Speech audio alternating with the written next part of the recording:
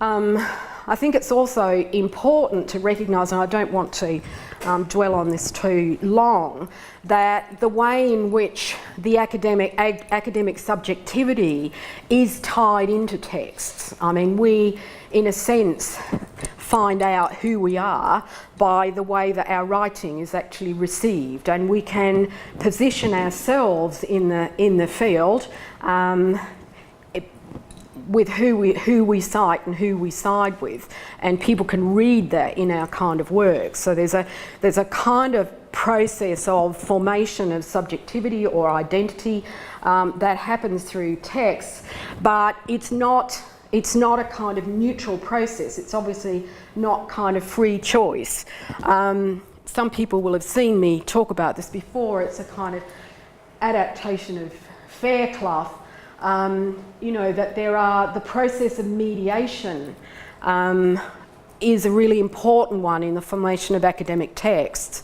And so if I thought, for example, about the dominance of the social science genre in the journal article, out here in the kind of framing discourse practices, we've got publishers and disciplinary conventions. You know, not a lot out there that kind of actually, although very strong, the disciplinary conventions are very strong.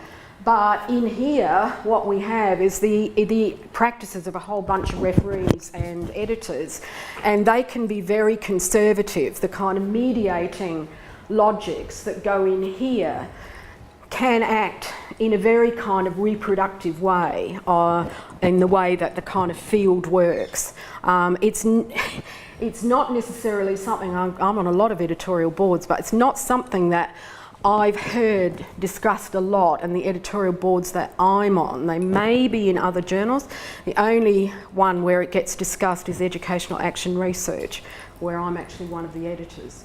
So, you know, there are kind of conservative practices within the academy that work to maintain things as they are and ultimately to kind of shore things up.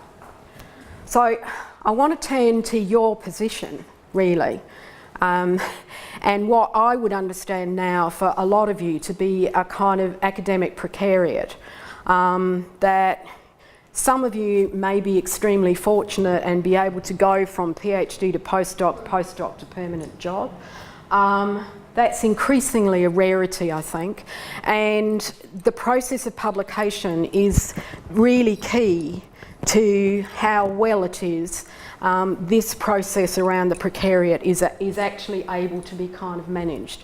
In a lot of ways, you know, there are a lot of people giving you advice.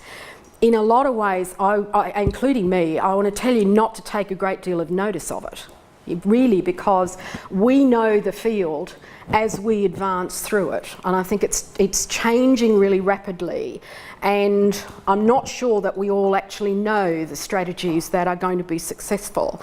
There is a kind of, I think, taken for granted truth in Britain, for example, that engaging in social media is a waste of time. But I've certainly been on panels where, all things being equal, somebody's activity on social media or somebody's engagement with public media or somebody's engagement with a particular kind of partner organisation actually makes a difference. How long that goes on for, I have no idea.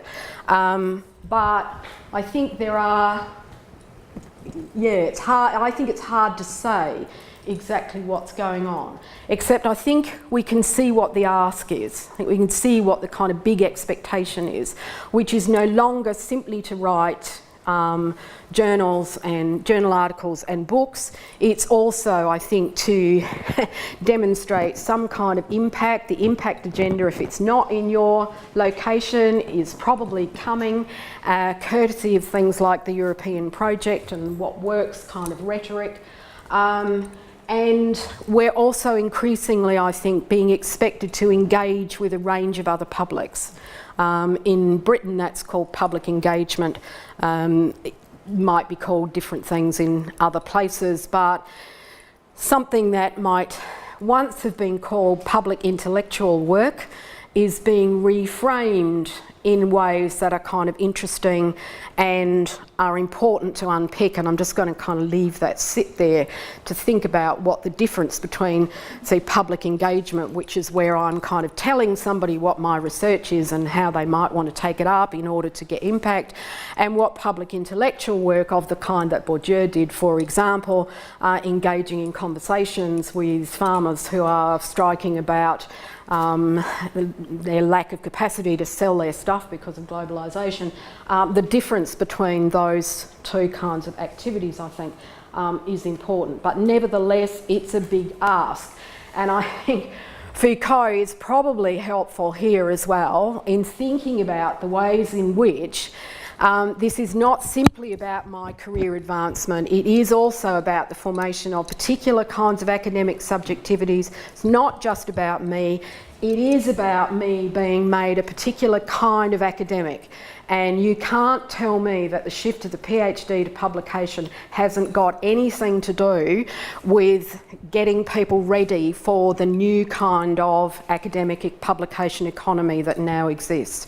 You arrive already in it and formed in that kind of process of rapid publication. You know, to get 3, 4, 5 journal articles out during a PhD, even if some of them are co-written, really gets you into that kind of acceleration, performative kind of process that is now the contemporary academic life and the academy.